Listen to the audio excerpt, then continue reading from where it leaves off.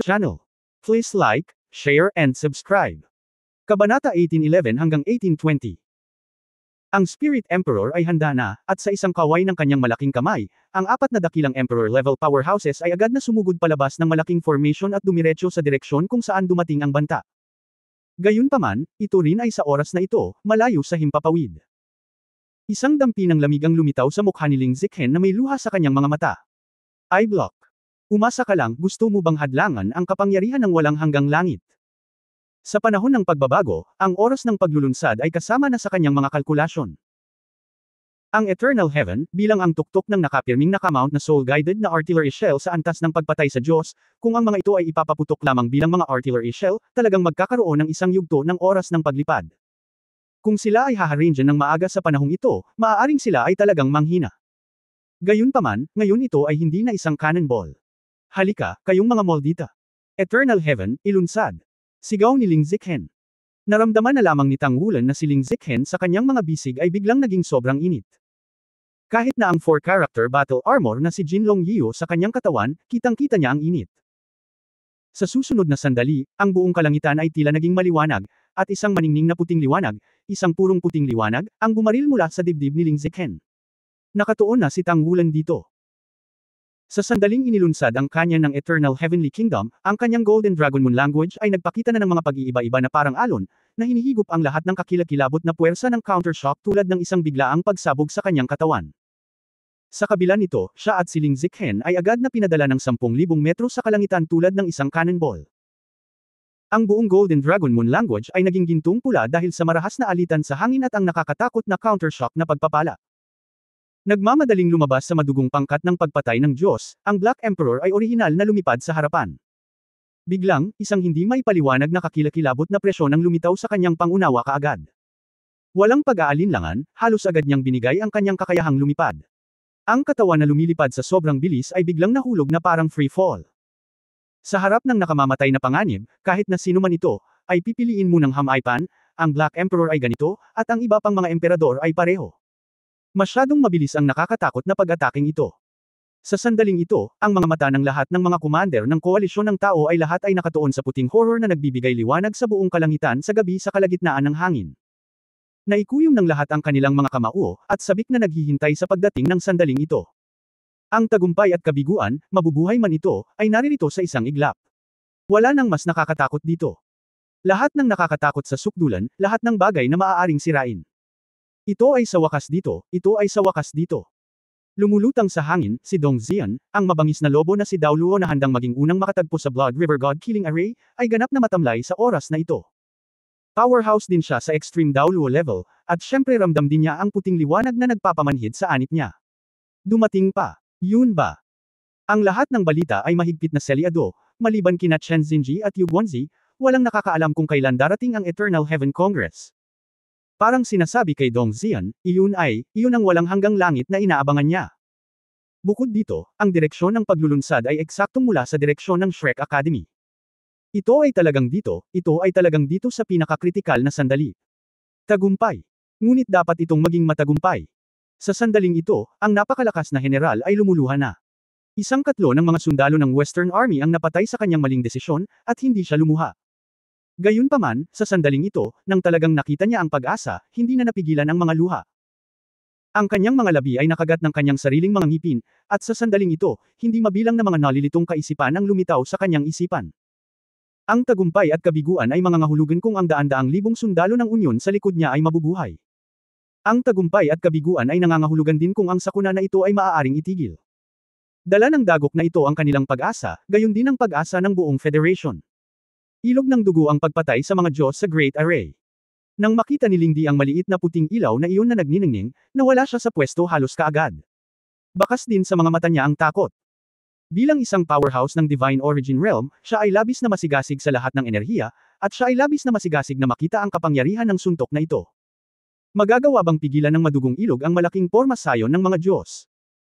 Ang katawan ni Ling Ziqen ay ganap na paralisado sa oras na ito, na para bang siya ay ganap na wala sa kanyang kontrol, tanging ang utak lamang ang gising. Umawang ang labi niya, ngunit hindi siya makapagsalita. Isa lang ang nasa isip niya. Ang madugong pormasayon ng pagpatay sa Diyos ng ilog na nabuo ng libu-libong tao na gumugunita dito, hayaan itong dalisayan sa walang hanggang langit. Sa wakas, ang puting liwanag ay sumikat sa malaking purple-black mask. Sa sandaling ito, oras man, espasyo, o lahat, tila nagyelo ang lahat. Ang buong eroplano ng Daoluo Continent ay tila huminto sa sandaling ito, at tila hindi na magpapatuloy ang pag-ikot ng planeta. Huminto ang Blood River Killing God Array. Ang mga mata ng lahat ay nasa punto ng banggaan. Ngunit sa oras na ito, ang lahat ay tila nawala ng kakayahang mag-isip. May isa pang buzzing sound. Ang puting liwanag ay nawala at tuluyang nawala. Ngunit naroon pa rin ang purple-black array. Ang mga sulok ng bibig ng Ghost Emperor ay kumaibot sa Blood River God Killing Array, at ang mahinang berdeng liwanag sa kanyang mga mata ay biglang naging sobrang nasasabik. Na-block. Paano ang Eternal Kingdom? Sa harap ng Blood River of God Killing Array. Ang pag-iisip na ito ay nabuo lamang, at sa susunod na sandali, bigla niyang natuklasan na ang lokasyon kung saan ang Blood River Killing God Formation ay nataman bago biglang lumiwanag. Ang orihinal na purple-black na puno ng dugo at dugo, biglang naging maliwanag na purple sa sandaling ito. Tila mayroong hindi mabilang na mga ilusyon doon. Sa itaas lamang ng malaking maskara, isang larawan ang bahagyang lumitaw, iyon ay puting ulap, iyon ay ang ethereal na ulap. Ito ay tulad ng isang fairyland sa lupa. Tila may boses sa puso ng bawat isa, isang boses na lumitaw lamang kapag nakita nila ito. Maligayang pagdating, sa walang hanggang kaharian. Boom! Nagkaroon ng walang kapantay na pagsabog. Malakas na lindol, yumanig ang mundo. Ang buong dulong hilaga ay biglang naging isang dagat ng liwanag sa susunod na sandali. Ang lahat ng mga tao na nanunood ng puntong iyon ay nahulog sa panandaliang pagkabulag sa sandaling ito, at nawalan pa ng kakayahang mag-isip. Ang maliwanag na kulay, tulad ng isang ulap ng kabute, ay bumangon kaagad, nagiging isang malaking puting halo at sumasabog sa hangin. Sinatangulan at Lingzikhen ay malinaw na 12-dosenang kilometro ang layo mula rito, ngunit sa susunod na sandali, ang nakakatakot na shockwave ay nagpadala sa kanila ng 12-dosenang kilometro ang layo. Sa residente ng Tang Sect at Shrek Academy, isang layer ng aquamarine mask ang namukadkad na sa simula ng Big Bang na nagbabantay sa buong kampo. Gayunpaman, sa pananaw ng lahat ng mga powerhouse ng Shrek Academy at Tang Sect, ang lahat ay naging maliwanag na maliwanag. Ang kapangyarihan ng walang hanggang langit ay naisip at naisip sa puso ng bawat isa. Ngunit nang ito ay sumabog, ito ay lumampas pa rin sa inaasahan ng lahat. Horror, ito ang ultimate horror. Ang mabangis na lobo na si Daoluo Dongxian ay nakangiti, kahit na wala siyang makita ngayon, kahit na ang kanyang katawan ay nakabaligtad. Pero natatawa siya. Nang makita niya na ang Blood River God Killing Array ay nanatiling hindi nagbabago matapos bombarduhan, ang kanyang puso ay lumubog sa ilalim. Ngunit sa susunod na sandali, isang malaking putok ang lumitaw, at pagkatapos ay siya at ang kanyang mecha ay ganap na naalis. Grabe ang shockwave, grabe kaya medyo nawalan siya ng malay. Siya ang halos pinakamalapit na tao sa Great Array, halos wala pang 40 kilometro ang layo. Ngunit sa ganitong kalayuan, ang pagdating ng shockwave ay nabaligtad pa rin siya. Ngunit natatawa siya, dahil naiintindihan niya na kapag mas malakas ang kapangyarihan ng Eternal Kingdom, mas malamang naganap nitong sirain ang mga bastard na yun. Gaano man kalakas ang shockwave, hindi ito ang kapangyarihan ng core point ng pagsabog. Pagkatapos ng lahat, ang kalasag ng defensive front ay maaari pa ring halos harangan ito. Ngunit paano naman ang Blood River Killing God Formation? Tinamaan ito ng malakas at matibay. Ang itim na emperador at ang ilang Abyss Emperor level powerhouses ay direktang tinusok sa lupa ng shockwave na parang mga pako. Sa sandaling ito, ang bawat isa sa kanila ay napuno ng takot. Ito ang sobrang sandata ng sangkatauhan? Ito ba ay isang sobrang sandata na maaaring makamit ng lakas ng tao? Sobrang nakakakilabot. Iyan ay lubos na hindi kapanipaniwala, ngunit ang mga katotohanan ay nasa harap niya, at hindi niya matitiis ang kanyang kawalan ng paniniwala. Nagawa na ni Yu Guanzi ang utos na hayaang magpaputok ang lahat ng artilleria. Gayunpaman, nang dumating ang maliwanag na kulay, hindi niya ito maibigay. Sa sandaling ito, ang pagbibigay ng mga utos ay naging walang kabuluhan. Hindi pa niya naramdaman ang ganitong uri ng pamamanhid ng anit. Bilang Extreme Daoluo, nakatayo na siya sa tuktok ng mundong ito. Gayunpaman, nang mangyari nga ang Big Bang ito, naunawaan niya ng gusto kung ano ang ibig sabihin ng Big Bang ito at kung anong uri ng kakilakilabot ang ibig sabihin nito. Ito ang walang hanggang kaharian, at ito ang unang sandata sa kasaysayan ng sangkatauhan. Ang unang sandata na matagal nang sinaliksik ngunit sarado na. Siya ay natakot sa kanyang puso, dahil ang sandata na ito ay wala sa mga kamay ng Federation, ngunit sa mga kamay ng Tang Sect at Shrek Academy. Mas natatakot kaysa sa kanya ang Eternal Threshold at Eternal Dongfeng mag-ama. Nasa Western Legion sila, nararamdaman ang pagyanig ng buong lupain at ang pag-indayog ng buong depensibong prente ng Western Legion. Nakatingin sa maliwanag na kulay ng Big Bang, nakikinig sa malupit na sirena. Naiintindihan nila ang ibig sabihin ng walang hanggang langit. Ano ang daan-daang siyam na antas na fixed-mounted soul-guided shell? Ano ang mga 3-tier defense? Sa harap ng nakakatakot na walang hanggang langit, biro lang iyon. Kung ang walang hanggang kaharian ng langit na ito ay bumagsak sa punong tanggapan ng Spirit Transmission Tower, kung gayon ang lahat, kahit na ito ay 1 kilometro sa lupa, ay mawawala. Ito ba talaga ang kayang makamit ng kapangyarihan ng tao? Ito ba talaga ang kayang gawin ng mundo ng tao? Nanunood din si Guyana, ang kanyang magandang mukha ay mapatla. Sa unang pagkakataon, naramdaman niya ang tinatawag na pagkawasak, ang pagkawasak na dala ng sangkatauhan. Ang mahihinang tao ay hindi maaaring maging mga Diyos, at mayroong isang husay na agwat sa pagitan nila at ng mga Diyos.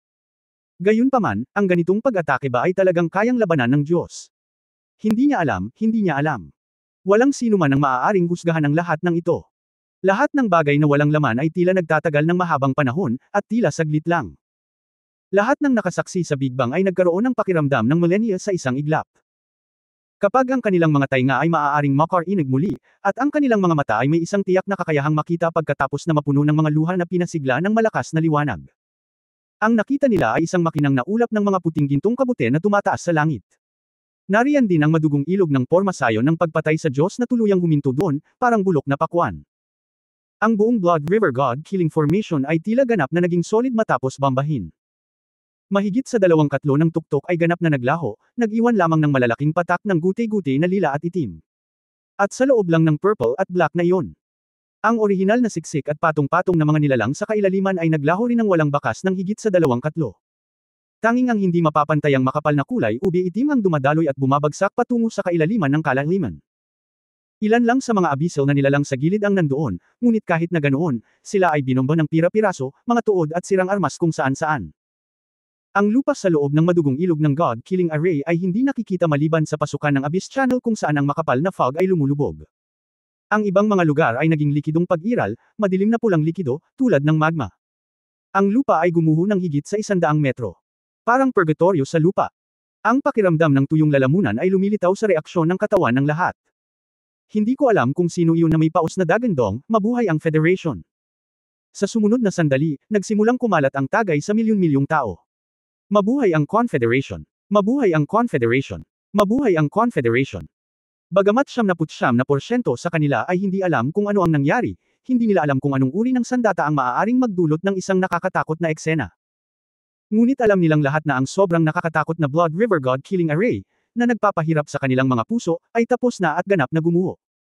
Ito ang walang hanggang langit, at ito ay dulot ng pinakamapangwasak na kapangyarihan ng sangkatauhan. Bumauhaw ang buong koalisyon ng tao sa isang iglap na tagay at pananabik.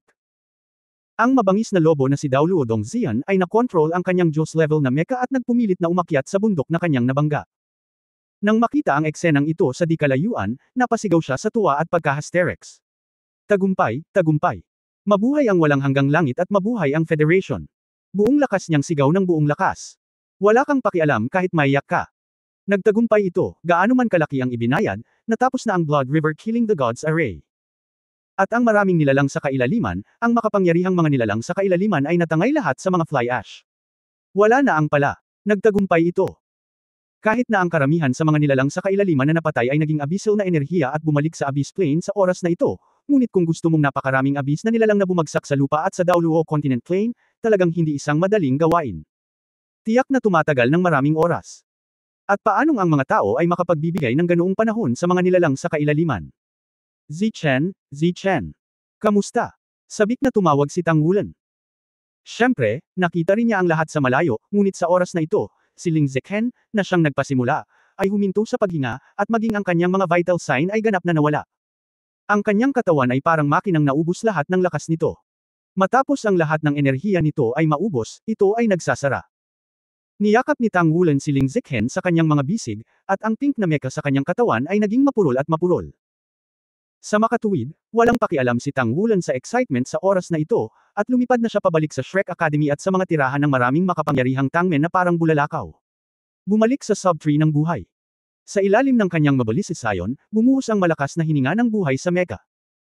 Ang banal na espiritu Daoluo Yali ay dumating din sa kanya, at ang sayaw ng banal na espiritu ay inilabas ng direkta. Ito ang tunay na pamamaraan ng muling pagkabuhay. Hanggat mayroon pa siyang kaunting hininga ng buhay, ang mahusay na pamamaraan ng muling pagkabuhay na maaaring maligtas. At sa sandaling ito, sa Federal Combat Command. Halos paos na umungol si Yu Guanzi, ilunsad. Lahat, ilunsad. Sa mga tagay, ang mga butones ng pagpapaputok ay pinindot ng mga general, at ang buong hilagang lupain ay muling sumabog na may walang uliran na marahas na pagsabog at dagandong. Hindi mabilang na mga shell ng artillery na ginagabayan ng kaluluwa at mga sinag na ginagabayan ng kaluluwa ang bumuhos tulad ng pagbuhos ng ulan, at ang target ay isang punto lamang. Kung wala ang proteksyon ng Blood River God Killing Array, ang kakaharapin ng natitirang abyssal na nilalang ay ang pag-atake mula sa buong Daoluo Federation ng buong lakas. Nanginginig ang lupa, nanginginig ang lahat. Umalangaw-ngaw ang marahas na dagandong sa buong hilaga. Ang kanilang plano sa labanan ay matagumpay, at ang lahat ay tila maliwanag sa sandaling ito. Sa gitna ng mga putok ng artillery, ang malayong abot tanaw ay nagsimulang magpakita ng isang pahiwatig ng kaputian, at ang bukang liwayway ay narito na. Malayo ba ang araw? Ang koalisyon ng tao ay naghiyawan at nagtatalon sa tuwa. Parang nagdiwang ang lahat sa mundong ito. Pagkatapos magbigay ng utos ni Yu Guanzi, muntik na siyang matamba sa kanyang upuan. Ang pagpupuyat ay hindi nakakapagod sa isang extreme Daoluo, ngunit nakakapagpapahinga ito sa pag-iisip. Maging ang paghinga ni Hanhai Daoluo Chenzinji ay nabalisa sa oras na ito. Nagtagumpay sila. Sila ang mga dakilang bayani ng sangkatauhan. Ang mga kamay ni Chenzinji ay mahigpit na nakakuyom. Ang naisip niya sa sandaling ito sa kanyang isip ay ang sinabi sa kanya ni Guangdan Daoluo Longyeo bago siya umalis sa Shrek Academy. Nagsimulang mag-init ang kanyang puso, at tila gumagalaw ang lahat sa magandang direksyon. Phantom Cloud, Phantom Cloud. Malakas na bati ni Yu Guanzi na parang may biglang tumunog. Si Mingjing Daoluo Zhanghuanian ay nasa punong tanggapan, at sa oras na ito siya ay nasa sabik din at hindi napigilan ang sarili. Sa buong buhay niya, halos-halos buong buhay niya ay nakikipaglaban siya sa mga abyssal na nilalang, at nakikipaglaban siya sa mga abyssal na nilalang. Ngunit hindi pa ako nakakita ng isang eksena na pumapatay ng napakaraming nilalang ng sabay-sabay tulad ngayon. Commander-in-Chief, nandito ako. Lumapit si Zhanghuanian kay Yu Guanzi at binigyan siya ng military salute. Lao Zhang, nasa iyo na ang susunod na hakbang. Pagkatapos pasabugan ng mga nilalang sa kailaliman, agad na nag-set up ng malaking formation at ayusin ang Blood God Formation para selyuhan ang daanan. Sa anumang kaso, hindi na sila mabibigyan ng pagkakataong lumabas. Bumawi na ang diwa ni Yu Guanzi sa oras na ito. Halika rito. Ang layunin ng labanan sa una ay matagumpay, at ang susunod na hakbang ay kung paano ay silang Abyss Channel at ganap na ihiwalay ang mga nilalang sa kailaliman mula sa ibang mundo. Hindi pa alam kung ano ang mga nasawi sa Holy Spirit Cult sa suntok sa walang hanggang langit ngayon, mas mabuti na ang lahat ng Holy Spirit Cult Evil Spirit Masters ay hinaypan hanggang mamatay. Makakatipid talaga iyon ng gulo. Huwag kang mag-alala, handa na tayo. Hanggat nililinis natin ang lahat ng mga nilalang sa kailaliman, maaari nating simulan ang pagtatayo ng Blood God Array sa unang lugar. Sa mga tuntunin ng mga mapagkukunan, kailangan mo pa ring i-deploy ito. Sinabi ni Yu Guanzi nang walang pag-aalinlangan, makipagtulungan ng buo. Ngumiti si Zhanghuanian, at ngumiti din si Yu Guanzi. Sa oras na ito, ang dalawang general ay nakadama ng higit na kalmado sa kanilang mga puso. Sa oras na ito, isang pilak na figure ang lumitaw sa larangan ng digmaan, na naging isang pilak na ilaw at lumipad diretso sa kalaliman ng kalaliman. Ang putukan ng kanya ng langit ay hindi maaaring pigilan ang kanyang pagsulong sa bilis, sa tuwing ang putok ng kanyan ay lilito sa kanyang tabi, malinaw niyang nararamdaman ito at gumawa ng tumpak na pag-iwas tulad ng isang hindi kilalang propeta. Sa susunod na sandali, bumulusok siya sa putok ng kanyan ng ganoon, dumiretso sa malalim at walang kapantay na enerhiya ng kailaliman. Walang duda na ang pilak na figure na ito ay ang Silver Dragon na si Daoluo Guyana, at ang Silver Dragon na si Wulan Guyana. Ang Silver Dragon Gun ay kumikinang ng maliwanag, at ang shockwave ng pagsabog ay natural na hinarangan ng makulay na enerhiya sa paligid ng kanyang katawan. Walang mas magandang pagkakataon na lunukan ang enerhiya ng kailaliman sa oras na ito. Napakaraming abyssal creature, lalo na ang makapangyarihang abyssal creature ang napatay, na nilalamon ang abyssal energy na ito, ay sapat na para magbigay ng napakalaking life energy. Oo nga, sa sandaling pumasok siya sa core area ng pagsabog, malinaw na naramdaman ni Guyana na ang Silver Dragon na baril sa kanyang kamay ay uminit, at malaking enerhiya ang sumugod, na baliw na tumama sa kanyang katawan. Ngunit sa sandaling ito, may naisip sa kanyang puso, bakit hindi siya dumating? Hindi niya dapat palalampasan ang ganitong pagkakataon. May tiwala pa rin si Guyana kay Tang Wulan. Sa lakas at kakayahan ni Tang Wulan na abutin ang mga pagkakataon, hinding-hindi niya bibitawan ang ganoong magandang pagkakataon. Hindi ko alam kung gaano karaming mga abyssal na nilalang ang napatay sa pagbaril ng Eternal Heaven ngayon lang, at tiyak na maraming malalakas sa kanila, kahit na ang king level na malalakas ay malamang na hindi minurya. Walang mas magandang pagkakataon kaysa dito. Tungkol naman sa mga putukan ng artillery na ito, paano nito banta ang apat na karakter na Battle Armor Master? Sa ilalim ng sub-puno ng buhay. Sa mahabang tawag, dahan-daang bumukas ang face mask ng pink na mecha, na nagpapakita ng maputlang siling Zikhen.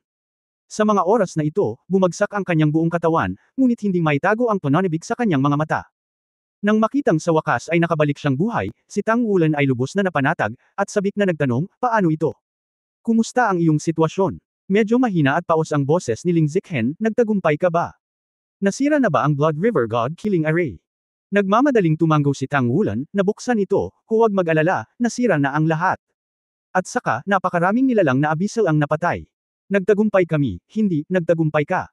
Ngumiti si Ling Zichen, nagtagumpay ako, talagang nagtagumpay ako. At hindi ako patay.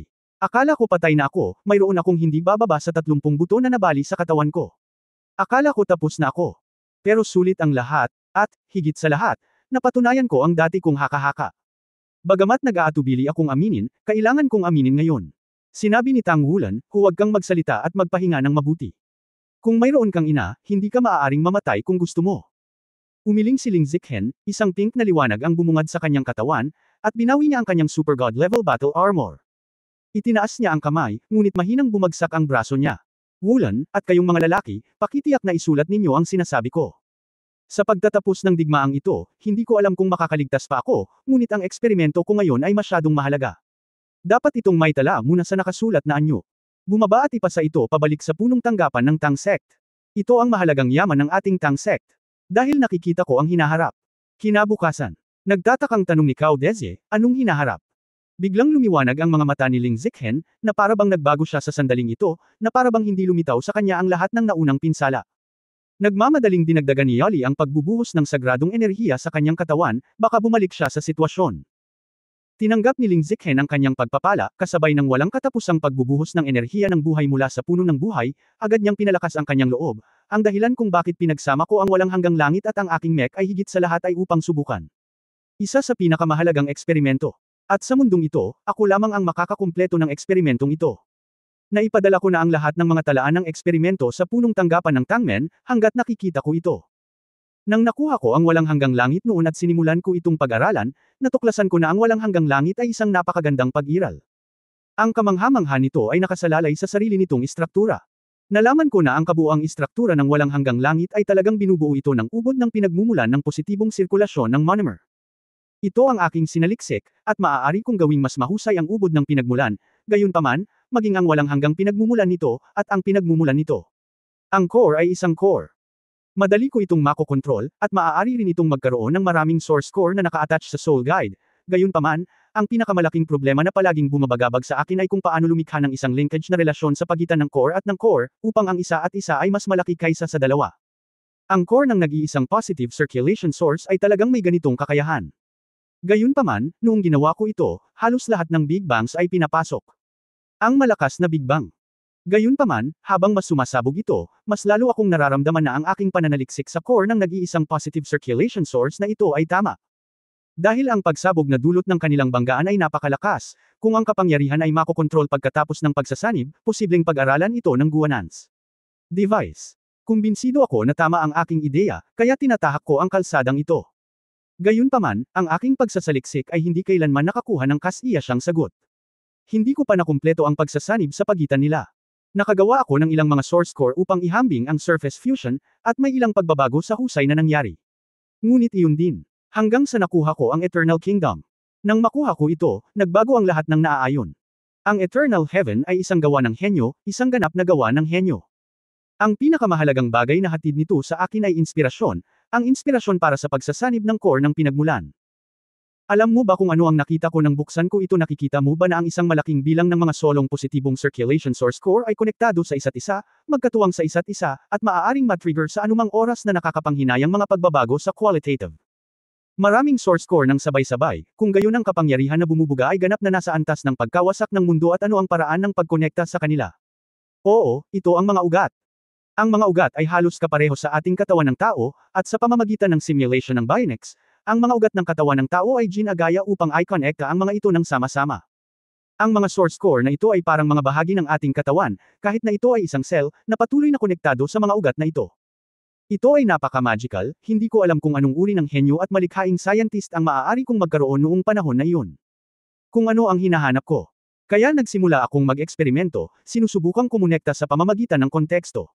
Oo naman, nagtagumpay ako. Ang bottleneck na sumakit sa akin sa loob ng maraming taon sa wakas ay nakahanap ng isang pambihirang tagumpay.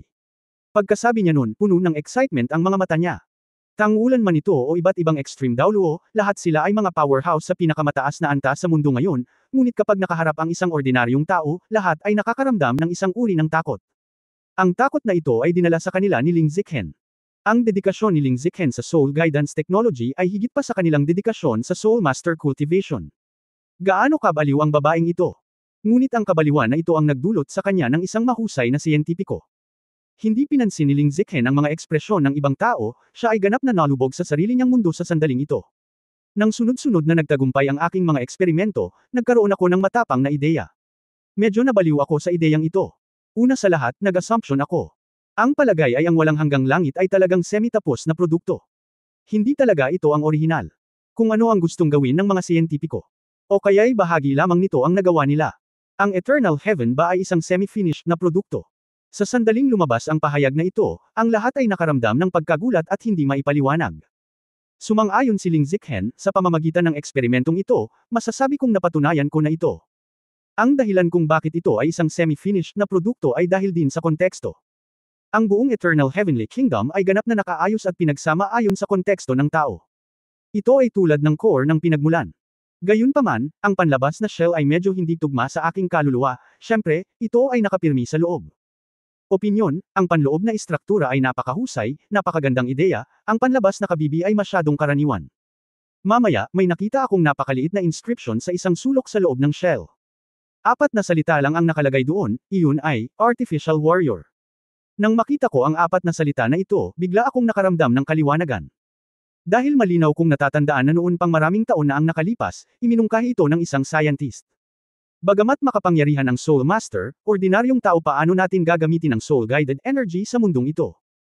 Posible bang itanim ang Soul-Guided Energy sa katawan ng mga ordinaryong tao para maging kasing kapangyarihan ng mga ordinaryong tao?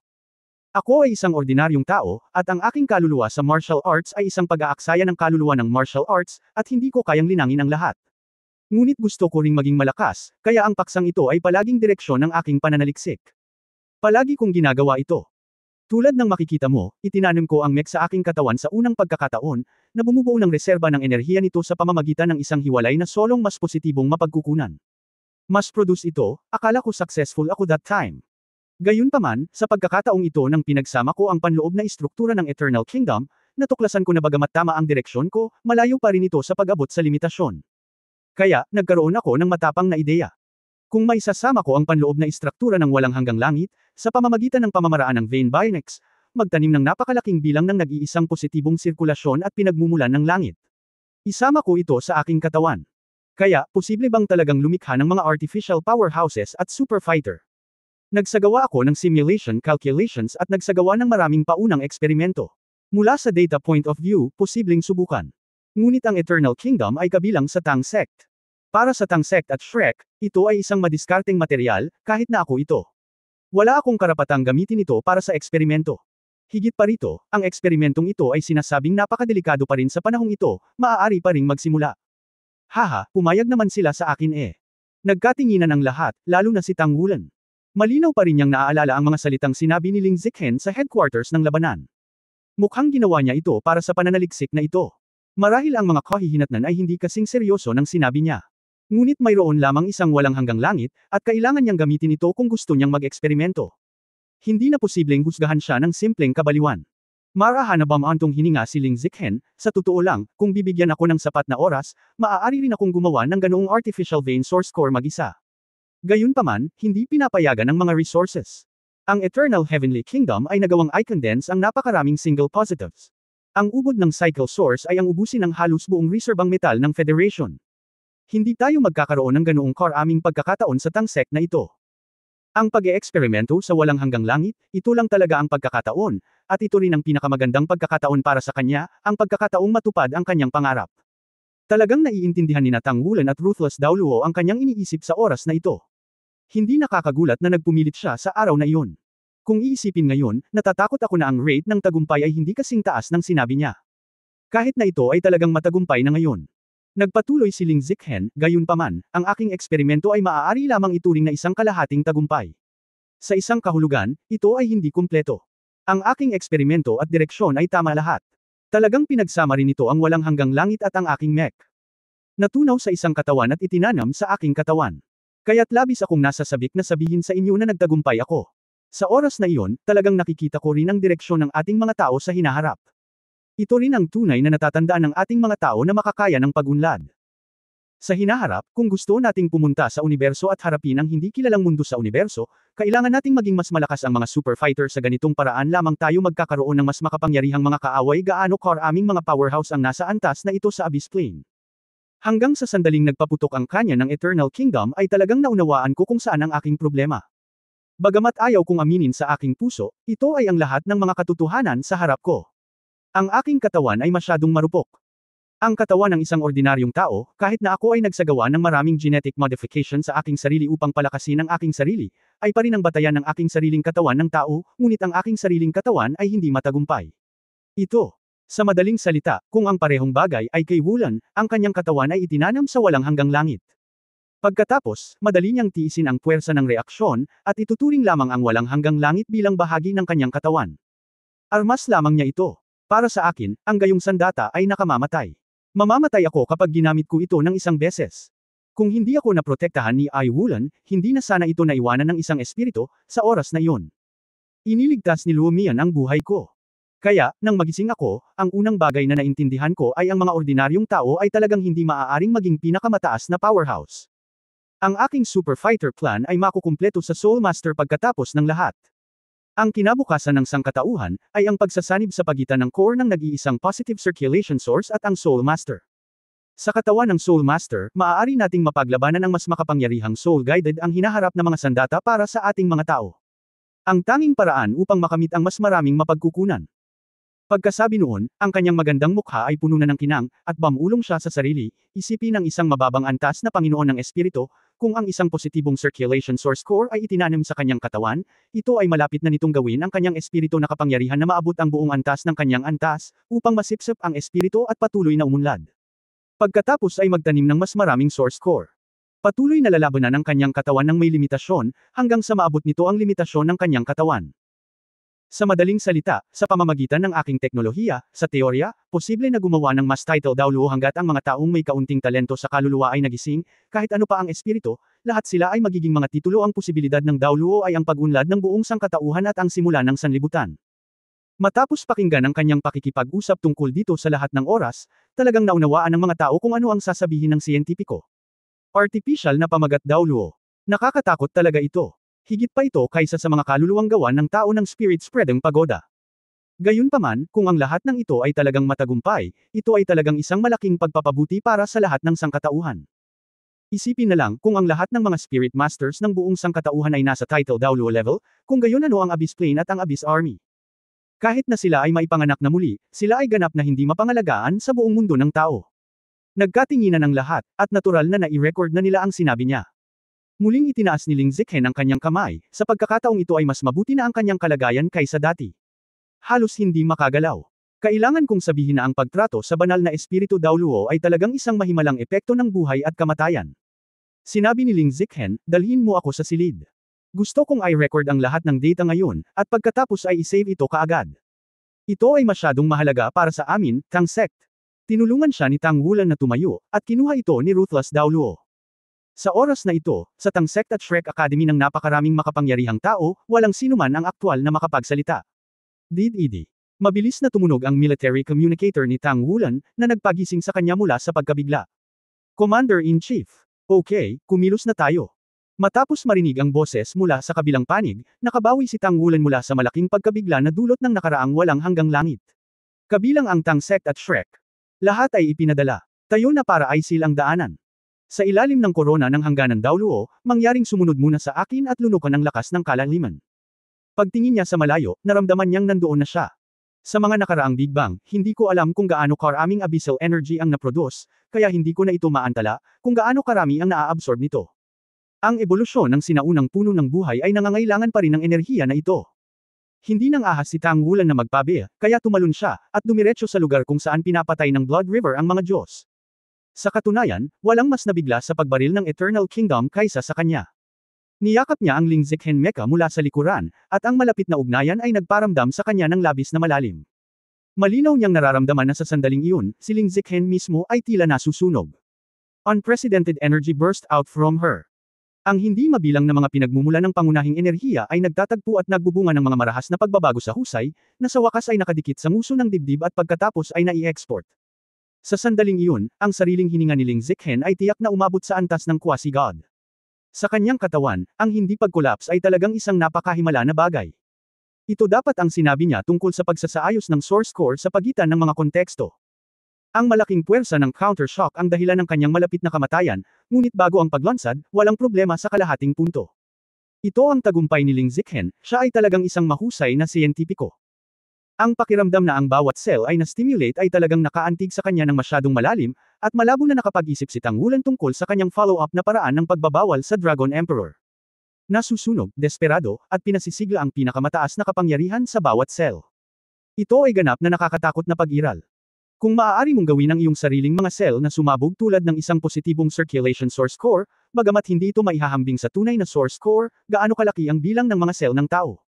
Gaano man katumpak ang ginawang walang hanggang langit, imposibleng magkaroon ng napakaraming source core.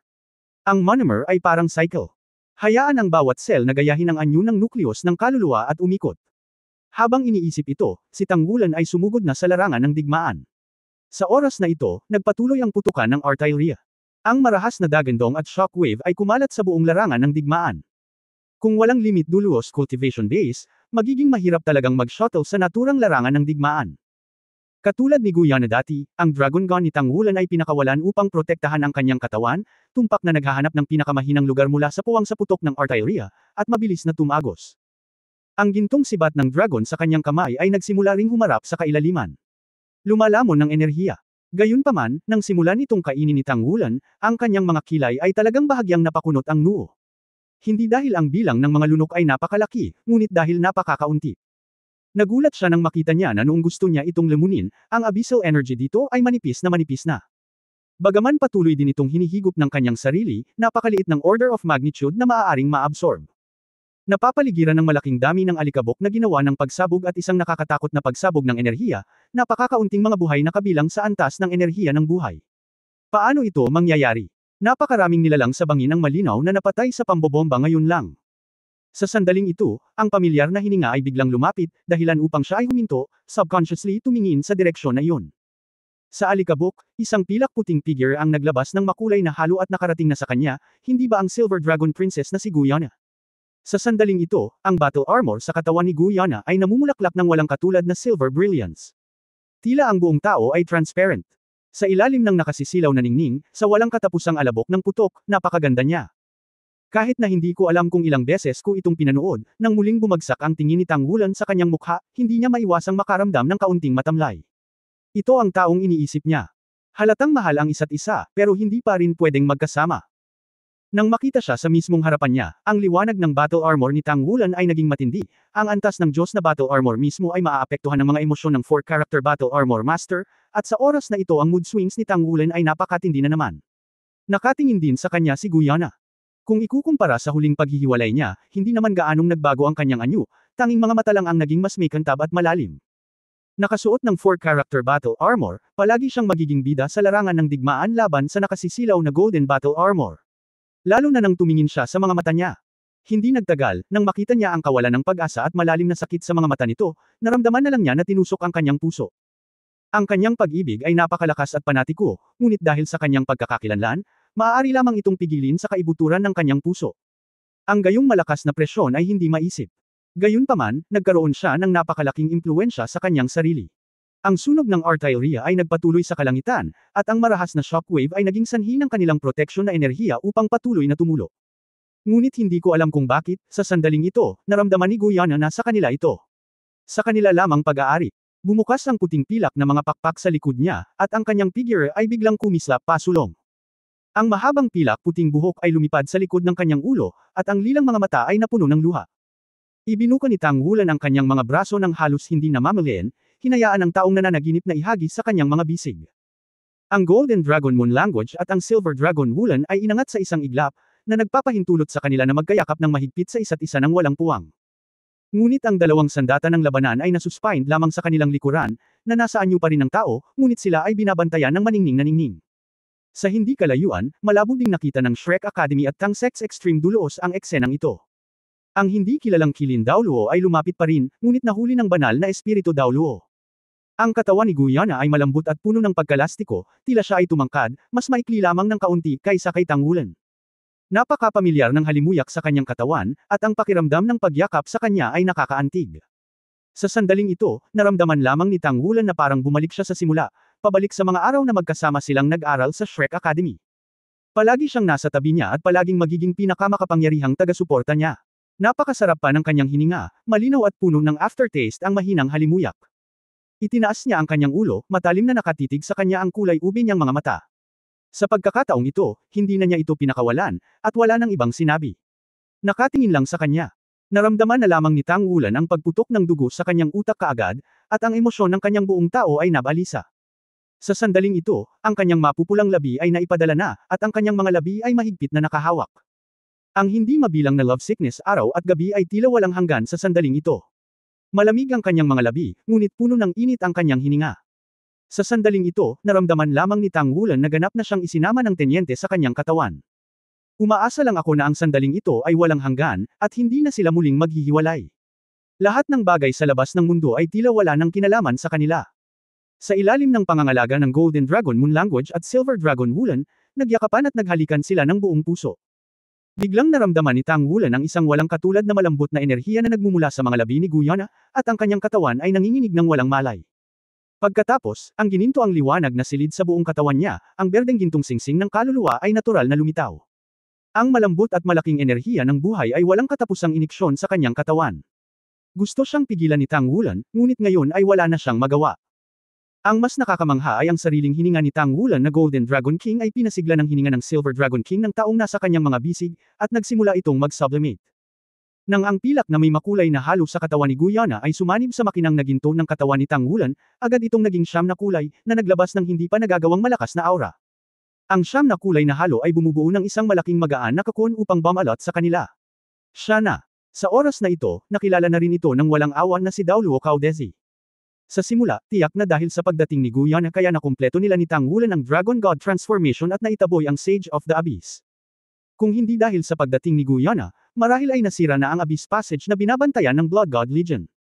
Nanatili ang siyam na kulay na halo, naramdaman lamang ni Tang Wulan na ang kanyang buong pagkatao ay nagbabago, at ang mga kaliskis ng gintong dragon ay unti-unting lumabas mula sa kanyang katawan ng hindi mapigilan.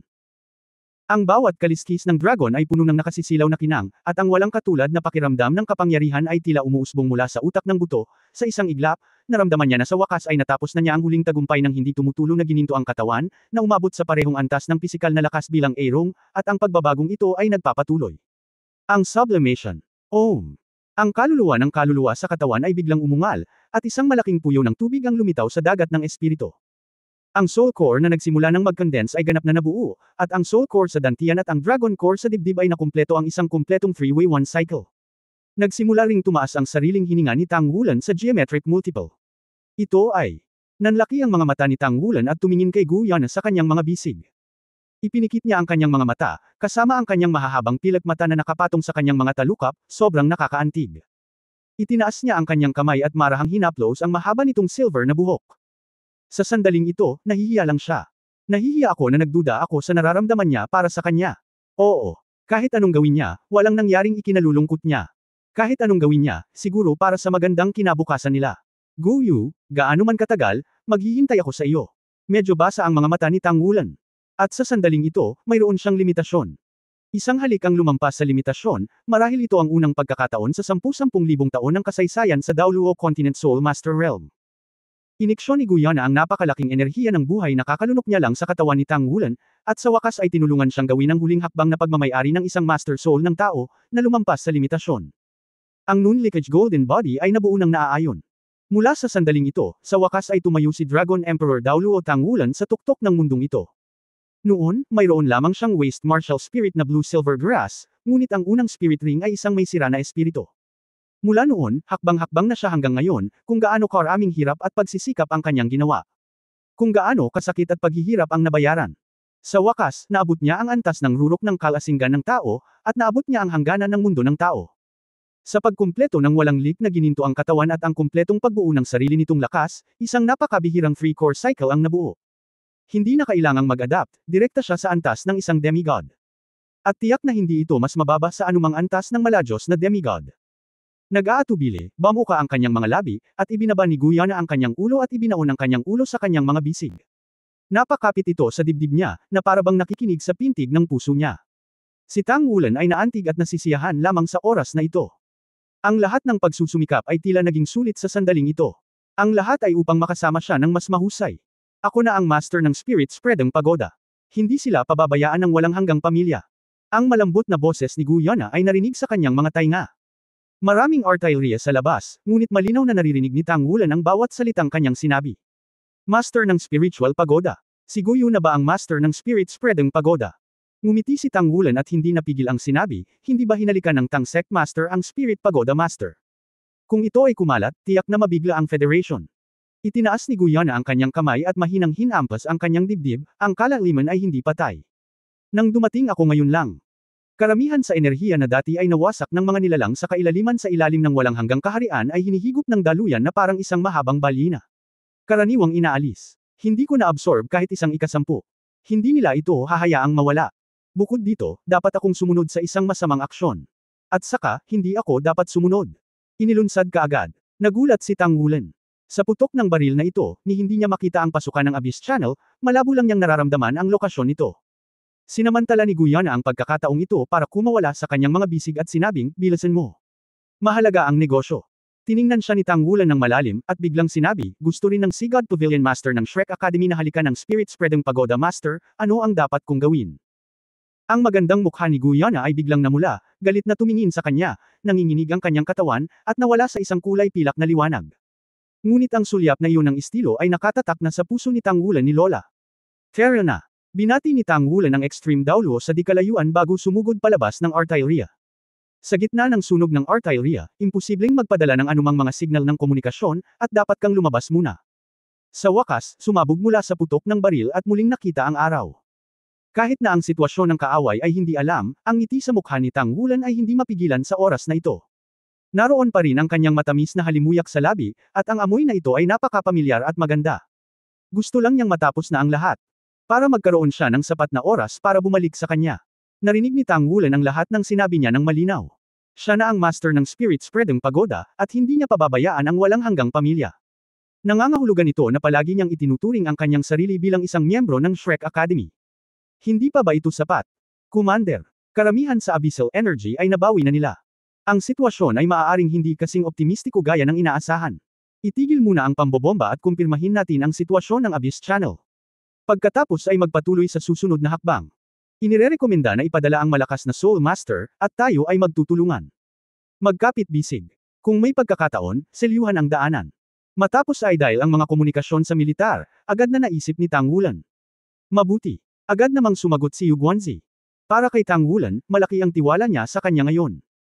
Ang Eternal Kingdom ay alinman sa isang solong gamit na sandata o isang sobrang armas na maaaring magpaputok ng maraming beses. Hindi na ito mahalaga ngayon. At least nasira ang Blood River God Killing Array. Magkakahalaga ito ng mas kaunting federal na elite. Sa pamamagitan lamang ng shot na ito, ang pagnanakaw ng Tang Sect at Shrek Academy ng Eternal Kingdom mula sa Federation ay mapapawi, at mas mapapatunayan nito ang kanilang pagiging patas. Tumagal ng 10 buong minuto bago tumigil ang lahat ng putok ng artillery. Sa ilalim ng usok ng pulbura, binago na ng shockwave ang nakapaligid na lupain. Ang lupa ay makapal na puno ng mga bullet crater. Ang lugar kung saan ang hukbo ng kailaliman ay dating lumubog daan-daang metro pababa, at ang binomba ay ganap na hindi nakikilala. Gayunpaman, nang tumira ang lahat ng alikabok, nagulat ang lahat nang makitang nawawala ang pasukan sa Abyss Channel. Nawala lang ito sa hangin. Si Tang Wulan at maraming powerhouse ng Shrek Academy ay nasuspine sa ere, at inilabas din niya ang kanyang espiritual na kapangyarihan upang maramdaman ang paghinga sa ibaba. Sa katunayan, ang hininga ng Abyss Plane ay nawala din. At dahil sa pagtuklas na ito, nawala ang excitement ng lahat. Ang isang nakapirming channel ng Kailaliman ay Kaila Hilakbot, ngunit hindi bababa sa maaari nating malaman kung saan ang Kaila Hilakbot. At ang isang nawawalang Kailaliman na channel ay ang tunay na kakilakilabot na pag-iral. Ang pinakanag-aalala ay kung sila ay lilito sa likod ng federal na hukbo. Nagdala na si Yu Guanzi ng maraming powerhouse ng militar at powerhouse ng templo ng digmaan sa panig ni Tang Wulan. Ano ang problema? Bakit nawala ang Abyss Channel? Wala sa aming mga soul detection device ang natagpuan ang kanilang kinaroroonan. Ang boses ni Yu Guanzi ay halatang puno ng pananabik. Sinabi ni Tang Wulan, Commander-in-Chief, huwag mag-alala, humusga muna tayo. Ayon sa nakaraang sitwasyon, sa ilalim ng takip ng Blood River God Killing Array, ang Abyss Channel ay maaari lamang umusad ng dahan-dahan. Ito ay hindi dapat magpanggap. Dahil kung sila ay bumilis, sila ay nagmamadaling lumabas sa ating defensive circle kapag ang Western Legion ay may problema. Kaya't ang bilis ng kilusan ay maaaring maabot ng Western Legion. Ang channel ay dapat tumakbo kahit na ito ay hindi malayo ilog at ang pagpatay sa mga Diyos. Matapos makinig sa kanyang pagsusuri, unti-unting kumalma si Yu Guanzi, kumislap ang kanyang mga mata, ano ang ibig mong sabihin? Sabay na bumagsak ang mata ng dalawa sa bunganga sa hindi kalayuan. Sinabi na ni Hanhai Daoluo at Shen Xinji, malamang na hindi sila gumalaw, ngunit lumubog. Lumiit sila ng kaunti patungo sa eroplanong kalaliman upang magkaroon ng oras. Sa sandaling lumabas ang pahayag na ito, lahat ng malalakas na federasyon na naruroon ay natauhan. Sinabi ni Yu Guanzi nang walang pag-aalinlangan, hukayin ang lupa. Maghukay ka. Dapat mong samantalahin ang pagkakataong ito upang masil ang daanan. Agad na hinawakan ang Mecha Legion na sumunod sa kanya at dirdiretsong sumugod sa direksyon ng bunganga. Ngunit sa oras na ito, marahang hinailan ni Yu Guanzi ang manggas ni Tang Wulan, at isang layer ng malambot na kapangyarihan ng kaluluwa ang tumakip sa kanilang dalawa. Tang Sec Master, may itatanong ako sa iyo. Tiningnan niya si Tang Wulan na may nakakapasong mga mata. Sinabi ni Tang Wulan, maaari kang magtanong. Mataimtim na sinabi ni Yu Guanzi, maaari bang gamitin ang Eternal Kingdom sa pangalawang pagkakataon? Umiling si Tang Wulan at sinabing, hindi ko pa alam. Masyadong malaki ang side effect. Si Direk Ling ay talagang nabigla hanggang sa mamatay ngayon lang at iniligtas ng banal na espiritu. Ngunit ngayon ang pisikal na trauma ay napakalubha. Hindi pa rin malinaw ang tungkol sa Eternal Heaven. Konsumo at ang sarili nitong sitwasyon. Kaya imposibleng matukoy kung maaari pa itong gamitin. Natahimik sandali si Yu Guanzi, at sinabing, kung kaya mo, handa ka na. Dahil wala sa amin ang nakakaalam kung anong mga pagbabago ang mangyayari sa likod ng eroplanong kalaliman. Oo, alam ko. Tumango si Tang Wulan. Siyempre hindi niya masasabi kay Yu Guanzi ang lahat ng katotohanan, ito ay may kaugnayan sa kinabukasan ng Tang Sect at Shrek Academy kung tutuusin. Bukod dito, siya mismo ay hindi talaga alam kung ang Eternal Heaven ay magagamit sa pangalawang pagkakataon. Hindi bababa sa pisikal na kondisyon ni Ling Zikhen. Natatakot akong mahirapan. Kahit na may paggamot sa limitasyon sa antas ng Daoluo, ang kanyang matinding pinsala ay katumbas ng pagkabuhay muli. Kung gusto mong maiwasan ang mga sekwele, ito ay tumatagal ng mahabang panahon upang gumaling. Sa kasong ito, paano magagamit ang walang hanggang langit ng pilit?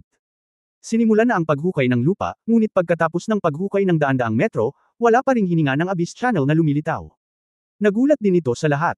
Naglabas ng utos si Yu Guanzi, na nag-utos sa lahat ng soul detection device ng Federal Army na ganap na buksan, at gamitin ang explosive status core upang hanapin ang kinaroroonan ng Abyss Channel. Walang umasa sa ganitong sitwasyon. Matapos tuluyang sirain ang Blood River Killing God Formation, nawala ang Abyss Channel. Higit pa rito, napakaraming abyssal powerhouses ang hindi nanatili, at lahat sila ay ganap na nawala mula sa Holy Spirit Cultivation Powerhouse. Mula sa feedback ni Guyana, malalaman natin na hindi ang Eternal Heavenly Kingdom ang ganap na Samira sa buong kalaliman. Kung hindi, walang paraan para makatakas ang abyssal energy. Ngunit sa pagtingin sa sitwasyong ito ngayon, hindi ko alam kung nasaan ang Abyss Channel, ito ay isang malaking problema. Ang Abyss Channel ay parang time bomb, na maaaring sumabog anumang oras. Hindi ito isang sitwasyong gustong makita ng sinuman. Ang paghahanap ay tumagal ng 3 buong araw at walang nakita. Ang buong dulong hilaga ay karaniwang hinanap, ngunit kahit isang nilalang na abyssal ay hindi lumitaw. Sa wakas ay dumating ang Southern Legion, sumali sa defensive line, at hinaranggan pa rin ang buong passage pass ng Far North. Pagkatapos ng ilang mga talakayan at pagsusuri, ang Blood God Legion, ang pinakamaraming karanasan sa pakikipaglaban sa mga nilalang sa kailaliman, kasama ang Shrek Academy, Tangmen, Spirit Spreading Pagoda at iba pang malalaking organisasyon, ang Temple of War, at ang militar. Karaniwang pinag-isang opinyon. Ang Abyss Channel ay ginagamit bilang isang eroplano upang kumonekta sa Daoluo Continent Plane, at dapat itong may mga coordinate. At ang coordinate na ito ay halos na ayos na. Sa paghusga mula sa sitwasyon noong panahong iyon, dapat talaga na ang Eternal Kingdom ang lubhang napinsala sa hukbo ng kailaliman, kaya kinailangan nilang umatras. Upang maiwasang masil muli ng Federal Army, pinili ng Abyss Plane na direktang umatras sa halip na sapilitan. Automatiko nilang isinara ang nakakonektang channel, kaya naman hindi mahanap ng F ang resulta. Sa kasong ito, hanggat ang eroplano sa kailaliman ay hindi aktibong nagbubukas ng daanan, natural na hindi mahahanap ng mga puwersa ng koalisyon ng tao ang kanilang pag-iral. Ngunit kung muli nilang bubuksan ang daanan, malaki ang posibilidad na malayo pa rin ang lugar kung saan magbubukas ang daanan. Dahil dito matatagpuan ang mga coordinate ng eroplano. Pagkatapos magkaroon ng pagsusuring ito, pinag-isa ang mga opinyon at nagsimulang magtayo ng mga kuta. Batay sa lugar kung saan nawala ang Abyss Channel, ang mga fortification ay itinayo at ang Silang Circle ay itinayo sa parehong oras. Bagamat hindi ito direktang may tatatak sa Abyss Channel, ang epekto ng seal ay hindi magiging napakaganda. Ngunit may mas mabuti kaysa wala. Magtayo man lang ng defensive position. Mabibigyan nito ang hukbo ng Unyon ng sapat na oras kapag binuksan ang Abyss Channel sa susunod na pagkakataon. Ang Federal Army at ang tatlong pangunahing fleets ay hindi nang ahas na magpahinga. Matapos makipag-usap sa Parliament, nagpasya silang manatili sa Far North pansamantala, at patatagin muna ang mga kuta sa labasan ng daanan. Hindi magkakaroon ng withdrawal ng hindi bababa sa 6 na buwan.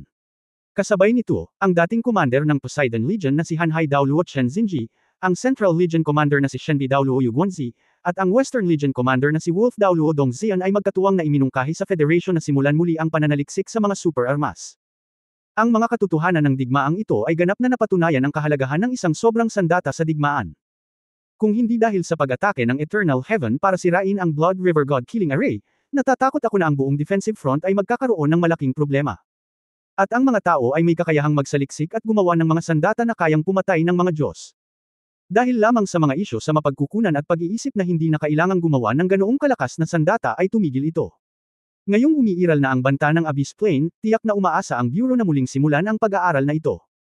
Sa pamamagitan lamang ng sapat na makapangyarihang sandata maaari silang magkaroon ng kumpiyansa na sugpuin ang kalaliman ng eroplano. Sa pagkakataong ito, maging ang mga kalapati ay hindi tumutol. Ang parlamento ay nagpasa ng panukalang batas sa Super Weapons Research na halos magkakaisa. Aprubahan ang pag-restart ng proyektong ito. Matapos masimulan muli ang proyekto, nagpadala ang parlamento ng imbitasyon sa Tang Sect, na nag-imbita kay Ling Zikhen, direktor ng Tang Sect Soul Guidance Weapon Research Institute, na manguna sa pananaliksik. Ang lahat ng mga mapagkukunan ng pananaliksik ay ibinibigay ng Federation. Kung tungkol sa mga kondisyon, mas mahabang proseso ng negosasyon iyon. Nakatayo sa ilalim ng sub-tree ng buhay, nakatingin sa lugar kung saan nawala ang Abyss Channel sa di kalayuan, ipinakita ng mga mata ni Tang Wulan ang kulay ng pag-iisip. 7 araw. Ang Abyss Channel ay nawala sa loob ng 7 araw. Sa paligid ng lugar kung saan ito nawala, isang layer ng mga pangunahing kuta ang karaniwang nakumpleto. Ang mas matibay na mga kuta ay ginagawa pa rin. Isa na namang malaking banggaan sa pagitan ng Human Coalition at ng Abyss Plain ay tila natapos na. At ang ambisyosong plano ng pagtuturo ng banal na espiritu ay natapos din dahil sa pagkawasak ng dugong ilog ng mga Diyos ng walang hanggang kaharian ng langit. At siya mismo ay nakamit na ang limit Daoluo. Mukhang maayos naman ang lahat. Ngunit hindi ko alam kung bakit, ngunit laging hindi mapalagay si Tang Wulan. Palagi niyang nararamdaman na parang hindi niya alam kung kailan palilito ang hukbong kalaliman. Ayon kay Guyana, kung ang hukbo ng kailaliman ay nawasak, ang karamihan sa enerhiya ay mababawi. Pagkatapos, hindi magtatagal para muling buuin nila ang isang abyssal na hukbo. Ang susi ay ang kasalukuyang inisyatiba ay nasa gilid ng Abyss Plain, at imposibleng mahulaan kung kailan sila darating. Para kay Tang Wulan, ang pinakamalaking pakinabang ay hindi ang pagpapabuti ng kanyang paglilinang, dahil malapit na siya sa Extreme Daoluo, at sa feedback mula sa Golden Ancient Tree sa kanya, ito ay sandali lamang. Ang kanyang talento ay ganap na napatunayan at napabuti sa oras na ito. The biggest gain is that kiss, the kiss that made him feel at ease. Kahapon lang, opisyal na inihayag ang Spirit Transmission Pagoda. Si Yinlong Daoluo Guyana ay naging bagong Spirit Transmission Pagoda Master, halos ang pinakabatang may-ari ng pagoda sa kasaysayan ng Spiritual Transmission Pagoda, at ito ay isang napakabihirang babaeng pagoda. Host. Lumabas ang balita, at agad na ginulat ang buong kontinente, lalo na ang Soul Master World.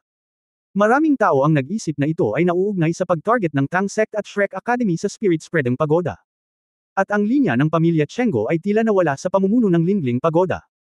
Sa kasalukuyan, ang mga powerhouse ng Spirit Spreading Pagoda ay nasa core circle pa rin ng Far North. Sa sandaling bumalik, si Guyana ay opisyal na makoronahan.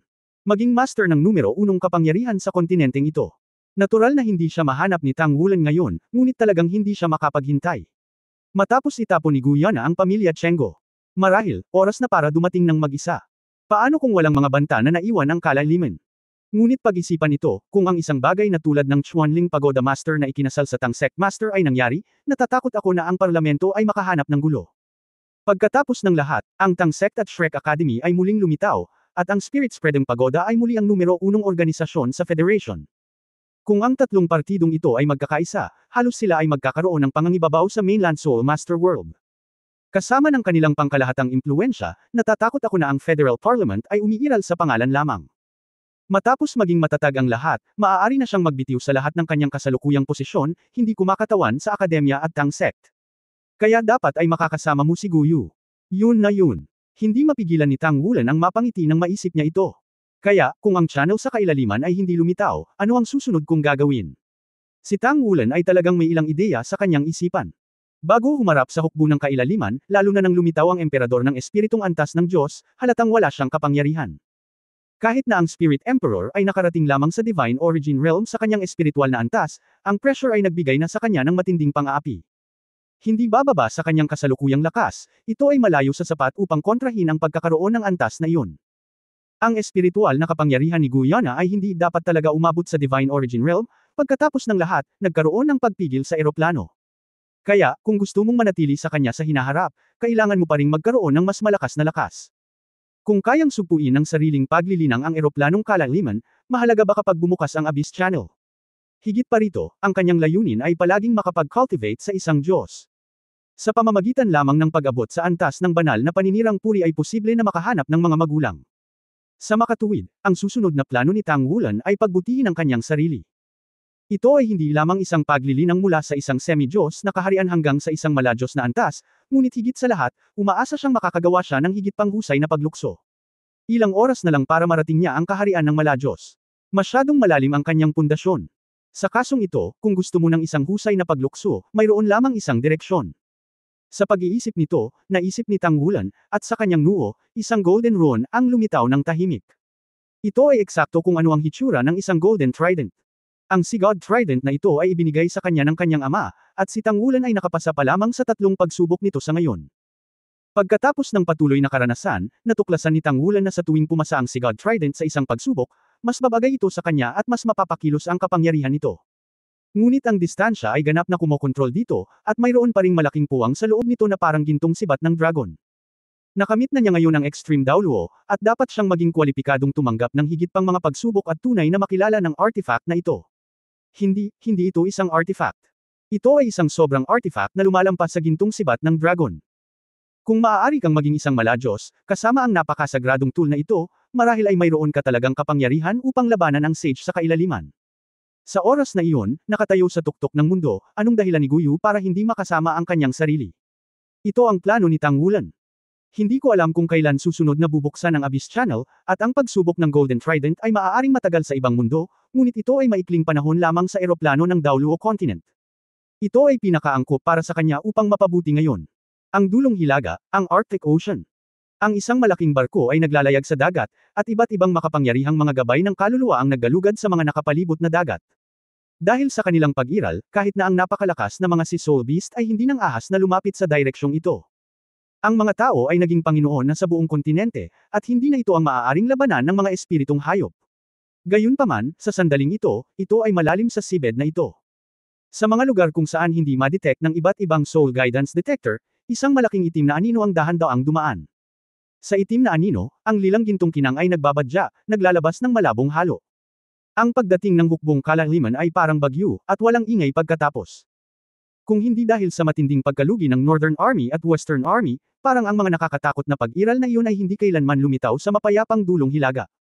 Makalipas ang kalahating buwan, naitayo na ang mga pangunahing kuta, at halos naalis na ng mga pangunahing legion ang lahat ng pinakamalakas na gabay ng mga kaluluwang nagtatanggol na maaari nilang gawin.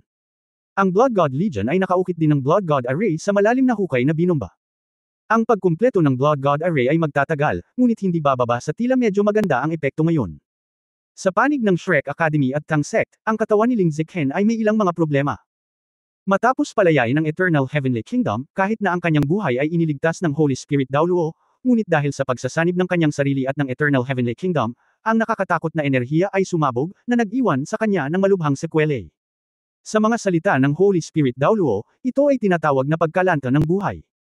Pagkatapos ng lahat, kahit gaano pa ka-genetically modified ang katawan ni Ling Ziqhen, isa lang siyang ordinaryong tao.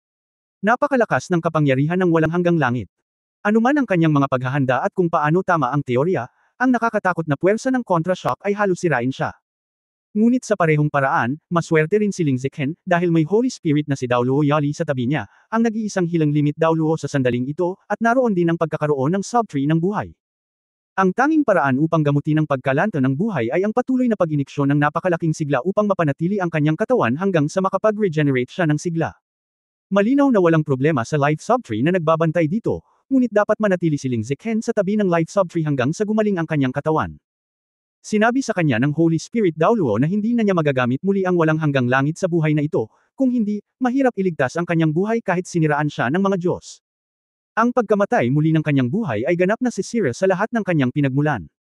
Maaaring dito magwakas ang walang hanggang kaharian.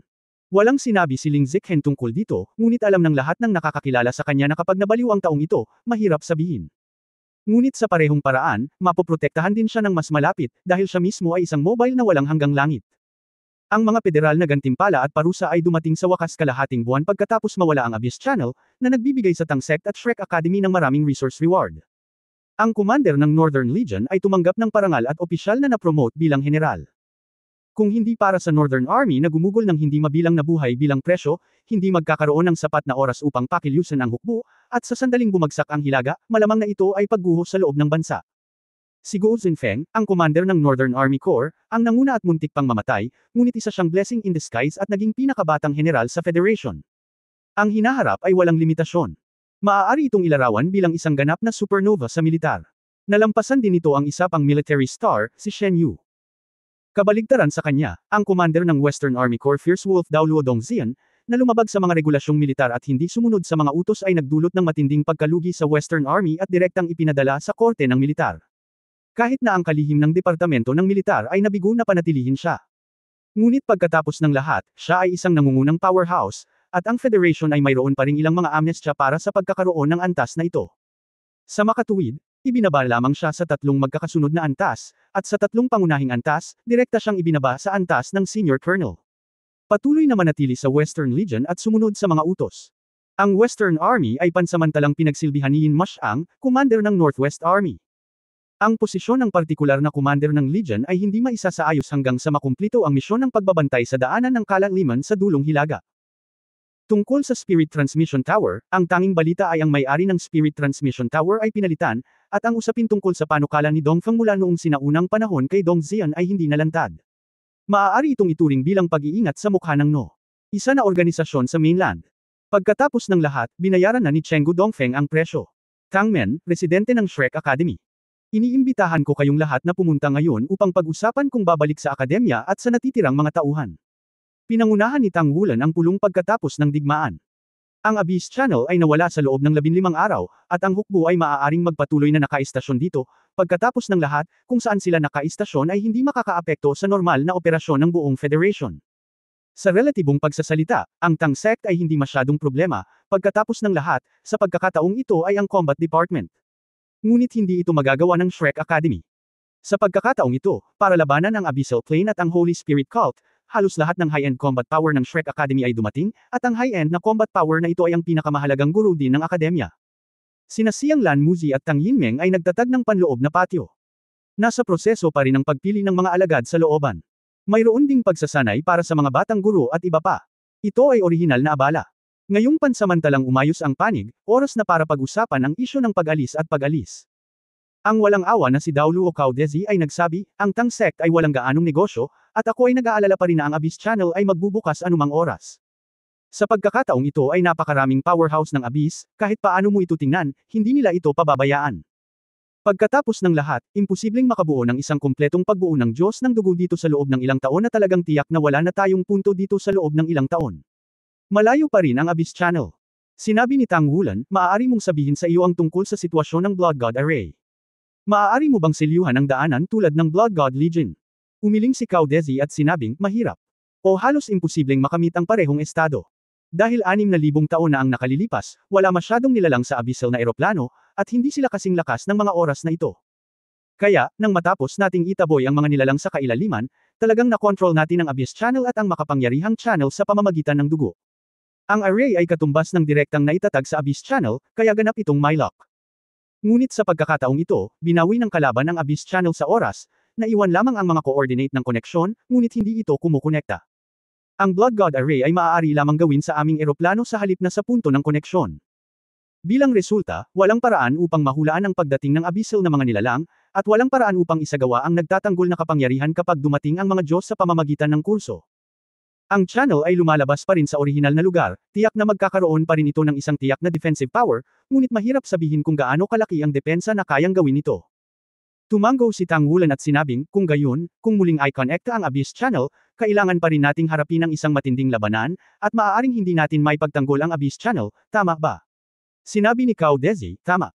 Gayunpaman, medyo nagsasalita, ito ay mas mahusay kaysa sa nakaraang sitwasyon. Dahil ayon sa aming karanasan, ang Abyss Channel ay tiyak na muling lilito sa puntong ito, at ang mga coordinate ay halos imposibleng mabago. Lamang. Pagkatapos lamang ng koneksyon maaari itong magbago muli. Bagamat hindi ko alam kung paano binuksan ng Holy Spirit Cult ang bagong coordinate na ito para sa array ng dugo. Ay nawasak maliban kung magagawa pa rin ito ng Holy Spirit Cult, kung hindi, halos imposibleng baguhin ang mga coordinate. Sinabi ni Tang Wulan, naiintindihan ko. Kung gayon, ang lahat ng kapangyarihan ng ating Tang sect ay mananatili upang tumulong sa pagtatanggol. Ano ang iminumungkahi mo mula sa akademya? Habang nagsasalita, tumingin siya kay Guangdan Daoluo Long Yeo. Sinabi ni Long Yeo, iminumungkahi ko na manatili ng ilang sandali upang maiwasan ang hindi kinakailangang gulo. Gayunpaman, mayroong isang sinaunang puno ng buhay sa kolehiyo na konektado sa subtree ng buhay dito, at maaari pa rin itong mailipat sa oras na may tiyak na halaga ng enerhiya sa buhay. Kaya, maliban sa iilan sa amin na umabot sa ika-79 na baitang, ang lahat ay dapat na bumalik muna. Ang normal na pagtuturo ay hindi dapat maantala para sa susunod na semestre. Maraming mga aplikante ngayong taon. At Zikhen ang sinabi ko noon ay may katuturan na dapat tayong magtatag ng isang bagong disiplina. Ang panuntunang itinakda ng mga ninuno ng Shrek Academy ay ang tanggapin lamang ang mga halimaw at hindi ang mga ordinaryong tao, ngunit hindi lamang ang pagtanggap ng mga Soul Master. Tumango si Tang Wulan, at sinabing, sumasang-ayon ako dito. Ngayon na ang teknolohiya ng Soul Guide ay gumawa ng malaking pag-unlad, hindi tayo maaaring maging kampante at bantayan na lang ang Soul Master. Ang nakakatakot na kapangyarihan ng Eternal Heaven ay lubhang nakaaantig para sa lahat, lalo na pagkatapos makinig sa mga salita ni Ling Zikhen noong araw na iyon. Sa pagtatatag ng kanyang teorya, nangangahulugan ito na ang mga tao ay malamang na pumasok sa susunod na panahon sa teknolohiyang ginagabayan ng kaluluwa. Kaya mayroong isang tunay na batayan para sa pagmamartsa sa universo. Kung ayaw maiwan ng Shrek Academy at Tang Sect, kailangan mong magplano ng maaga at gumawa ng mga kaayusan sa mga lugar na ito ng maaga. Sa kabutihang palad, ang research room na ito ay natuklasan ng Tang Sect, ang direktor ng Soul Guidance Weapon Research Institute, at nauna na sila. Tumingin si Tang Wulan sa iba at sinabing, sa gilid ng kolehiyo, kakaunti lang ang naiwan, tulad nina Elder Long, Holy Spirit Daoluum Yansaya, Titan Daoluum Yansaya, Tiandang Daoluum Yansaya, at Kilin Daoluum Yansaya. Tayong lahat mula sa Shrek 7 Devils ay mananatili rin. Yung iba, babalik muna ako sa lahat. Kung kinakailangan, babalik muna ako.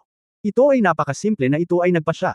Tungkol sa Tang Sect, marami ring malalakas na tao ang naiwan. Talaga, karamihan sa pinakamataas na lakas ay narito pa rin upang bantayan. Ang Shrek 7 Devils ay walang gawaing pagtuturo sa akademya. Ang kanilang sariling gawain ay magsanay ng gusto at pagbutihin ang kanilang sarili hanggat maaari. Ang Shrek 7 Devils ay palaging magiging tagapag-alaga ng Shrek Academy, at ang pagpapabuti ng kanilang lakas ay mas mahalaga kaysa sa lahat. Ang henerasyong ito ng Shrek 7 Devils ay naging lahat ng 4 na karakter na Battle Armor Master sa ilalim ng forging ni Tang Wulan. Bagamat sa pagkakataong ito ay hindi ko pa nakatagpo ang hukbo sa kailaliman, ngunit walang duda na ito ang magiging pangunahing puwersa. Matapos ayusin ang lahat, natapos ang pagpupulong. Si Tang Wulan ay hindi bumalik sa kanyang tirahan upang magsanay, ngunit pumunta sa silid ni Ling Zikhen. Si Ling Zikhen ay nakahiga sa kama sa oras na ito, bored na nagbabasa ng libro. May mga libro tungkol sa Soul Dao technology. Hindi maintindihan ni Tang Wulan ang ganitong uri ng malalim na pag-iral. Nang makita si Tang Wulan na papasok, ibinaba niya ang libro at walang magawang sinabi, kailan ako aalis. Napaka-boring dito. Kung walang anumang mga tool sa pagsubok, hindi ko masusubukan ng marami sa aking mga ideya. Ang talaan na ito ay dapat na itala. Naitala ko ang lahat ng mga ito at ibinalik ang mga ito upang iligtas sila. Ngunit talagang hindi na ako maaaring manatili dito. Walang magawang sinabi ni Tang Wulan, hindi ka na makakabalik ngayon. Ayon sa aking ina, kailangan mong magpagaling ng hindi bababa sa 3 buwan bago bumalik sa normal ang iyong katawan. Hindi ka maaaring umalis sa loob ng 3 buwan. Itinikom ni Ling Zikhen ang kanyang mapupulang labi at galit na sinabi, mayroon ding sinaunang puno ng buhay sa Shrek Academy na magbibigay ng enerhiya sa buhay. Hindi ba't ganoon din kung babalik ako para magpagaling? Sinabi ni Tang Wulan, gayunpaman, kailangan ng aking ina na magpadala at ayusin ang enerhiya ng buhay para sa iyo, at ayusin ang iyong pisikal na estado. Ngunit hindi siya maaaring umalis dito. Ano ang gagawin mo kung hindi siya bumalik? Bumagsak si Ling Ziqhen, ngunit, nababalisa talaga ako. Alam mo ba na kapag nagkaroon ng inspirasyon ang Soul Guide Technology Research, dapat mo itong subukan kaagad, at i-record ang experimental data, kung hindi, kapag lumipas na ang inspirasyon, maaaring hindi ito makumplito. Sinabi ni Tang Wulan, hindi ko maintindihan ang Soul Guidance Technology. Alam ko lang na ang pinakamahalagang bagay para sa iyo ay iligtas ang iyong buhay. 3 buwan na lang, kaya tiisin mo. Ngumuso si Ling Ziqhen at sinabing, okay. Wala nang ibang paraan, ngunit kailangan mong maghanap ng ilang basic experimental equipment para sa akin. Kung hindi, mababaliw ako sa loob ng 3 buwan. Iritadong sinabi ni Tang Wulan, hindi ka pa babaliw. Bakit gusto mong mabaliw? Tumawa si Ling Ziqhen. Sa harap lamang ni Tang Wulan ay ipapakita niya ang kanyang pagiging anak, maaari itong maging mas baliw. Tang Wulan, sinasabi ko sa iyo na huwag mo akong saktan, ako ngayon ay isang out-and-out humanoid na sandata. Hindi, isang humanoid na kanyan. Hanggat gusto ko, ito ay isang walang hanggang langit na may ganap na pagsabog. Natatakot ako na ang buong hukbong federal ay agad kong pupuksin. Kumaibot ang sulok ng bibig ni Tang Wulan, huwag mong banggitin ito. Anyway, hindi mo na ito magagamit. Ilalabas mo ba ang Eternal Heavenly Kingdom, at maibabalik mo ba ito sa orihinal nitong estado? Masyadong mapanganib para sa iyo na panatilihin ito sa iyong katawan. Pinisil ni Ling Ziqhen ang kanyang daliri at mahinang sinabi, maaari itong mabawi. May 30 hanggang 40% na posibilidad na mabaigo, at ang kabiguan ay sesabog. Kung gusto mo itong mabawi, pagkatapos ay gagawin ko ito. Falem. Nagulat si Tang Wulan. Ano ang isang biro, mayroong 30 hanggang 40% na posibilidad ng pagkabigo. Kung mabibigo ito, talagang sisirain ito ang buong hukbong federal. Sa walang magawang buntong hininga, umiling si Tang Wulan, anyway, itaas mo muna ang iyong katawan. Lalabas muna ako. Sa sandaling ito, may kumatok sa pinto sa labas. Sinabi ni Tang Wulan, pakipasok. Bumukas ang pinto at pumasok si XCXC mula sa labas. Boss, may nangyari na. Anong problema? Nanikip ang puso ni Tang Wulan, masasabi bang darating muli ang hukbo ng kailaliman? Sinabi ni XCXC, ang Spiritual Pagoda ay naglabas lamang ng isang mensahe na ikinagulat ng buong mundo ng Soul Master. Nalilitong tanong ni Tang Wulan, anong balita? Sinabi ni XCXC, inihayag ng Spirit Transferring Pagoda na dahil sa kasalukuyang kalagayan ng Spirit Master World sa mainland, ang Spirit Transferring Pagoda ay obligado na pataasin ang kabuuang lakas ng Soul Master World. Bawasan ang presyo ng 50%. Nang marinig niya ang unang pangungusap sa harap niya, nagpahinga muna si Tang Wulan. Pagkatapos ng lahat, ito ay hindi isang kalaliman na nilalang na darating muli. Ngunit nang marinig niya ito, hindi niya maiwasang magpakita ng pagtataka. 50% bawas presyo. Alam mo, ang dalawang pinaka-kumikitang piraso ng Spirit Transferring Pagoda ay ang pagbebenta ng 10,000 Year Souls at 10,000 Beasts platform. Ang 10,000 taon ng mga kaluluwa ay nasa mataas na presyo, at maraming mga Soul Master ang nabangkarote at maaaring hindi makabili ng isa. Kung babawasan nito ang presyo ng 50%, ang mga benepisyong isinakripisyo ng Spirit Transferring Pagoda ay magiging napakalaki.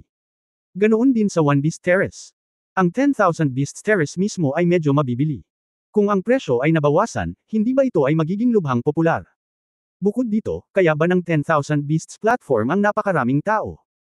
Sa pag-iisip nito, hindi sinasadyang tiningnan ni Tang Wulan ang Soul Communicator sa kanyang pulso, nag-alinlangan sandali, at dinale ang numero. Ang hakbang na ito sa pagbaba ng presyo ay walang alinlangan na walang kinalaman sa Chenggu Dongfeng. Dahil, paborito niya ang kasalukuyang Spirit Spreading Pagoda. Ito ay ginawa ni Guyana. So, ano ang gagawin niya? Ayusin muli ang Spirit Pagoda. Tiyak na magiging isang magandang bagay kung ang Spirit Transferring Pagoda ay maaaring maging isang organisasyon na tunay na naglilingkod sa Spirit Master World at makakabawas ng malaking kita. Sa wakas ay pinindot ko ang dial-out button, at ang numero ay mabilis na nakakonekta. Ang numerong ito ang unang beses na nadial niya ang numerong ito mula nang i-reject ito sa martial arts contest. Sa isip-isip ko, hindi ko maiwasang isipin ang Ting Time na halik sa langit noong araw na iyon. Kahit iniisip ko ngayon, mainit pa rin ang pakiramdam ko sa puso ko. Oo. Isang pamilyar na boses ang nagmula sa kabilang linya. Nang marinig pa lamang ni Tang Wulan ang kanyang boses, naramdaman ni Tang Wulan na ang kanyang puso ay matutunaw na. Siya na ang master ng Spirit Spreading Pagoda, at ang lahat ay tila biglang naliwanagan. Sila na ang mga pinuno ng nangungunang puwersa ng mainland. Hindi man sila makakasama ngayon, tila nawala na ang harang sa pagitan nila. Nabalitaan ko na ang iyong 10,000 Beast Platform at 10,000 Year Soul Spirit ay lahat ay nagbawas ng kanilang mga presyo. Bakit ganito? Tanong ni Tang Wulan. Sinabi ni Guyana, para sa pag-unlad ng Soul Master World. At saka, nagkamali tayo sa pagkakataong ito, na naging dahilan upang ang Western Army ay magdusa ng matinding pagkalugi. Ito ay palaging kailangang magbayad, kung hindi, mahirap para sa militar na manirahan. Ako ay umupo sa pwesto. May dapat gawin upang mabawi ang mga puntos na nawala bago ang Spirit Pagoda. Kung ikaw ay sumuko ng ilang mga benepisyo, makakakuha ka ng higit pang suporta. Sinabi ni Tang Wulan, walang problema sa loob ng Spirit Spread ang pagoda. Sang-ayon sa iyo. Sinabi ni Guyana, walang dapat hindi sumang-ayon. Ngayon ay maraming mga panloob na contradiction sa spiritual pagoda. Maaayos ko lamang ang buong katawan sa pamamagitan ng pagiging matigas. At saka, ginawa ko ang dalawang sample na ito. Alam din ng sinumang nakakaunawa na ginawa ko ito para ipalaganap ang espiritu. Ang tore ay umunlad ng mas mabuti. Ang pagbabawas ng presyo ay pansamantala lamang. At least kailangan nitong maghintay para malagpasan ng Federation ang mas malakas na bagyo. Tulungan ang hinaharap na labanan ang mga dayuhang kaaway. Sa pagkakataong ito, ang hukbo ng Abyss ay gumawa na ng Federation. Ito ay tulad ng isang takot na ibon. Pinaikit ni Tang Wulan ang kanyang mga mata at pinag-isipan itong mabuti. Ang panukalang pagbabawas ng presyo na ito ay talagang nagsilbi ng maraming layunin. Para sa Spirit Pagoda, bagamat mas maliit ang kinikita nito, talagang nakakuha ito ng mas maraming suporta. Gatlang M gatlang M gatlang M gatlang M gatlang M gatlang M gatlang M gatlang M gitling. End of this chapter.